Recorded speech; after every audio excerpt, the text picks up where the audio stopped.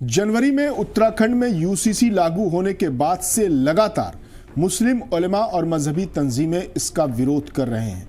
इस कानून के खिलाफ अब जमीयत उलमाए हिंद के सदर मौलाना अरशद मदनी ने नैनीताल हाई कोर्ट में पिटीशन दाखिल की है।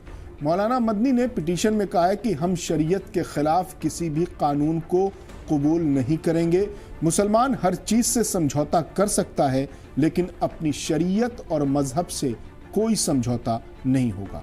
मदनी ने याचिका में आगे कहा कि मुल्क के संविधान, लोकतंत्र और कानून के राज को बनाए रखने के लिए जमीयत उलमाए हिंद ने इस उम्मीद के साथ अदालत का दरवाज़ा खटखटाया है कि हमें इंसाफ मिलेगा। अदालत ही हमारे लिए आखिरी सहारा है। अब उम्मीद की जा रही है कि कोर्ट इस मामले पर इसी हफ्ते सुनवाई कर सकता है। हालांकि इससे पहले ही 2 लोगों ने उत्तराखंड में यूसीसी के खिलाफ हाई कोर्ट में याचिका दायर की थी, जिस पर सुनवाई करते हुए कोर्ट ने सरकार को 6 हफ्तों के अंदर जवाब दाखिल करने को कहा।